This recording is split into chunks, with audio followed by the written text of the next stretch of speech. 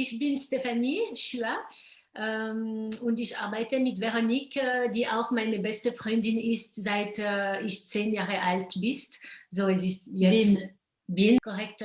Vielleicht dann Korrigieren. voilà, vielleicht dann spreche ich Französisch, aber voilà, ich bin Stefanie und ich bin froh, da zu sein. Und ich bin Veronique und ich bin sehr froh, auch da zu sein. Wir dachten nicht, dass wir so viele Preise gewinnen werden. Und das war wirklich wie ein Schock. Und für das Abend selbst waren wir zu einer Freundin, weil wir könnten um 10 sein. Das war etwas auch zu feiern. Und es war so lustig, weil wenn es war Best Film, unsere Freunde waren behind the door. Und quand on a gagné, ils ont tous surgi dans la pièce pour crier. Et après, ils sont repartis. C'était beau parce que c'était un vrai moment de fête. Und wir haben gefeiert den ganzen Abend dann mit unseren Freunden und es war wirklich eine große Freude, auch zusammen zu sein. On avait très envie de parler d'une femme en crise, on dit midlife crisis, qui est en porte-à-faux entre ses désirs profonds et une vie confortable. Et c'est vraiment quelque chose qu'on a vraiment soit découvert, je ne peux pas vraiment dire en nous-mêmes parce qu'on n'a pas de famille, on n'a pas d'enfants, mais beaucoup de personnes de notre entourage proche ont à un moment donné un dilemme entre avoir une vie de famille harmonieuse et s'écouter et suivre sa voie professionnelle et y aller complètement.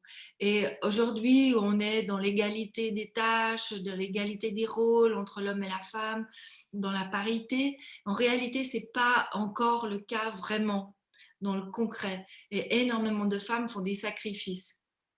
Et vraiment, elles font des sacrifices, elles renoncent à une carrière, elles auront toujours un job, elles ont toujours un travail intéressant, mais elles vont renoncer à leurs rêves pour que la famille soit en harmonie, avec un grand sentiment de culpabilité. Et on trouvait que c'était très important de développer ce personnage féminin en miroir avec son frère jumeau, qui lui-même est acteur, a vécu, on va dire, il a vraiment vécu son rêve complètement et son rêve s'arrête.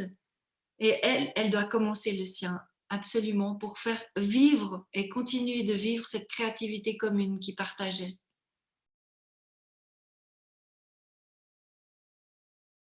Comme on aime explorer, on s'est dit on aimerait faire un film qui ne soit pas en français. Voilà, on s'est lancé un peu ce défi.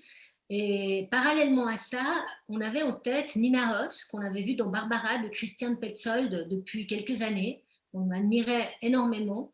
Et lorsqu'on a réfléchi à un nouveau projet de film dont on avait envie qu'il se passe en Suisse, on a réfléchi au milieu où des étrangers vivent en Suisse, et un des milieux, c'est le milieu des expats, notamment les écoles internationales à la montagne. On voit les deux parce qu'on va souvent à la montagne, voilà, on est près de la montagne, donc on voit ses élèves ou sur les pistes de ski, et c'est un monde très fermé. Et on s'est dit que ce serait l'occasion d'explorer ce monde-là et de placer des étrangers en Suisse.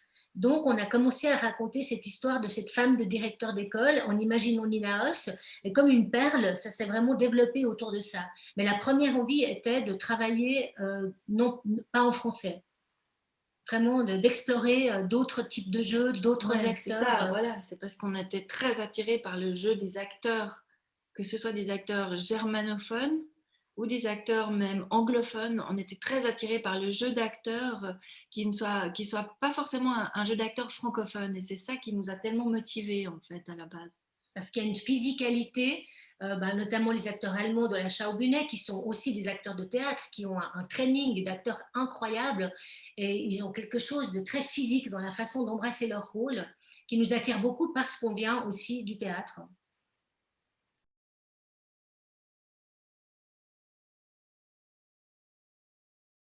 Moi, j'ai un moment assez clair d'un de nos premiers courts-métrages.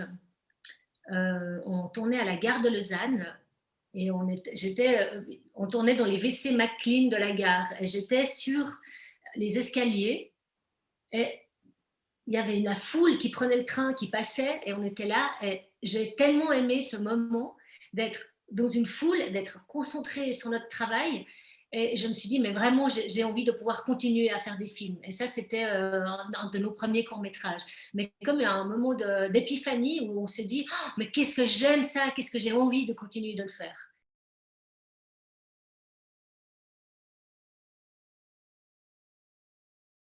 L'avenir du cinéma, il était déjà menacé avant la pandémie. On sait que de moins en moins de gens se déplacent au cinéma, surtout pour les films indépendants, les films de niche. On va dire que les films qui amènent du public, c'est les blockbusters, c'est les films familiaux. Et donc, tout ce qui est film d'auteur était déjà menacé. Et on savait qu'il fallait qu'on aille déjà vers... ben alors voilà, quoi, on peut, est-ce que ce sont finalement les festivals qui vont projeter les films d'auteur désormais uniquement dans les festivals, ou alors les plateformes? Mais on savait qu'on était déjà dans ce cheminement. Mais c'est comme si la pandémie avait tout précipité. Du jour au lendemain, on a été obligé voilà, de regarder des films sur les plateformes. Les gens ont découvert Netflix et tous les autres et se sont inscrits, se sont dit tiens, c'est bien aussi. Et la question est de savoir est-ce que les gens vont retourner au cinéma? Mais je pense que oui, parce qu'il y a un vrai désir de sortir, de se retrouver, de se rassembler autour d'une émotion collective. Mais c'est aussi à nous de rappeler aux gens que c'est important, c'est très important de vivre ensemble des émotions collectives.